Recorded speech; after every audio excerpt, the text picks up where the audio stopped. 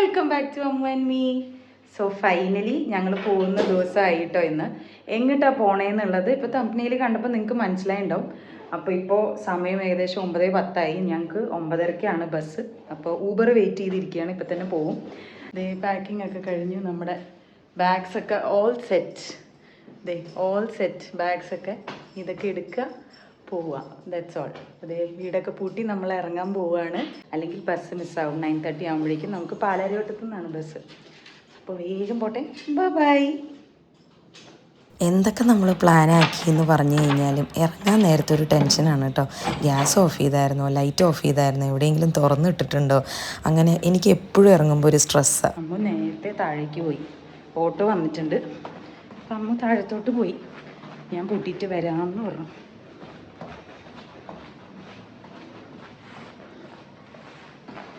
Very excited because ഞാൻ first time ആട്ടോ ബാംഗ്ലൂരാണ്. അതിൻ്റെ ഒരു എക്സൈറ്റ്മെൻ്റ് ഉണ്ട് എനിക്ക്. ഇവിടെ എത്തിയോ?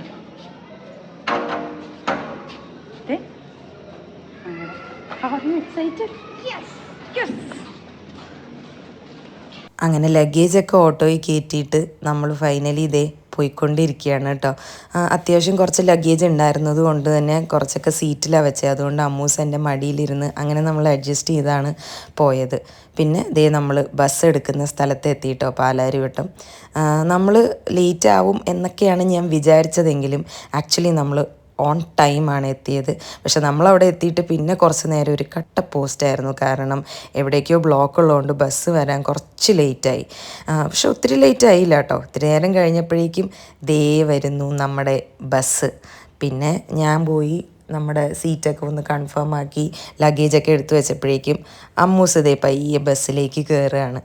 ബസ്സിൽ കയറി കഴിഞ്ഞിട്ട് പിന്നെ നമ്മുടെ സീറ്റ് ഏതാണ് എന്നൊക്കെ ഒന്ന് നോക്കുമായിരുന്നു. എവിടെയാണ് നമ്മുടെ ബർത്ത് എന്നൊക്കെ നോക്കി നടക്കുകയാണ് അമ്മൂസ്. ആൻഡ് ഫൈനലി ഇതേ നമ്മൾ നമ്മുടെ സീറ്റ് കണ്ടുപിടിച്ചു.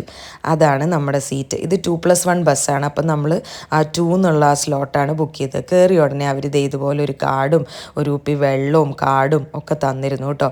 ഇതാണ് ദേ നമ്മുടെ സീറ്റ്. കണ്ടില്ലേ, അത്യാവശ്യം നല്ല സ്പേഷ്യസ് ആണ്. ഒരുവിധം എല്ലാ സാധനങ്ങളും നമുക്കവിടെ പ്രോപ്പറായിട്ട് കീപ്പ് ചെയ്യാൻ പറ്റും. വായിക്കുകയോ അങ്ങനെ എന്തെങ്കിലും ചെയ്യണമെങ്കിൽ മുകളിലൊരു ചെറിയ ലൈറ്റും വെച്ചിട്ടുണ്ട്.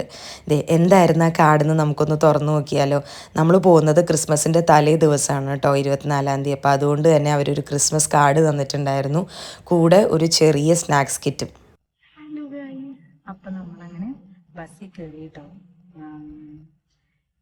ബസ്സിൽ കയറി ആൻഡ് റിയലി എക്സൈറ്റഡ് ബിക്കോസ് നമ്മുടെ ആദ്യത്തെ ട്രിപ്പാണ് ബാംഗ്ലൂർക്ക്. നമ്മൾ ഇതുവരെ ബാംഗ്ലൂർ പോയിട്ടില്ല. എല്ലാവരും ഉറങ്ങാണ്. പയ്യെ സംസാരിക്കണം. നമ്മൾ കയറി അത്യാവശ്യം നല്ല സ്പേഷ്യസ് ആയിട്ടുള്ളൊരു സ്ഥലം. എല്ലാം വെക്കാനായിട്ട് പ്രോപ്പറായിട്ട് വെക്കാൻ സ്ഥലങ്ങളുണ്ട്. നല്ല അടിപൊളി ബസ്സാണ്. നമ്മുടെ ഹൈലൈറ്റ് ഹോൾഡിങ്സ് എന്ന് പറഞ്ഞ ഒരു ട്രാവൽസിൻ്റെ ബസ്സിലാണ് പോകുന്നത്. അപ്പോൾ ഇപ്പോൾ പലരും എടുത്തു. ഏകദേശം കളമശ്ശേരിക്ക് എത്താറായി.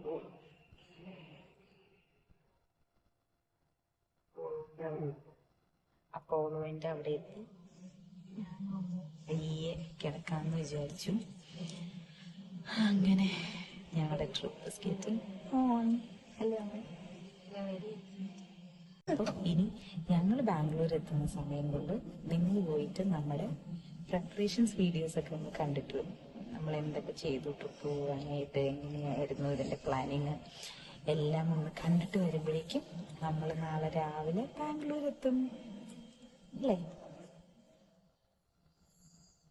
അമ്മൂസ് ഭയങ്കര എക്സൈറ്റഡാ. ബിക്കോസ് അമ്മൂസിന്റെ ഫസ്റ്റ് ട്രിപ്പാണ് ബസ്സിൽ അല്ലേ.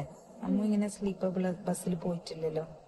ഞാനും പോയിട്ടില്ല. എൻ്റെ ഫസ്റ്റ് ടൈം എക്സ്പീരിയൻസ് ആണ്. സോ ഞങ്ങൾ രണ്ടുപേരും കൂടി കെട്ടിപ്പിടിച്ച് ഇവിടെ കിടന്ന് പറഞ്ഞു. അപ്പോഴേക്കും രാവിലെ ബാംഗ്ലൂർ എത്തും അല്ലേ അമ്മ?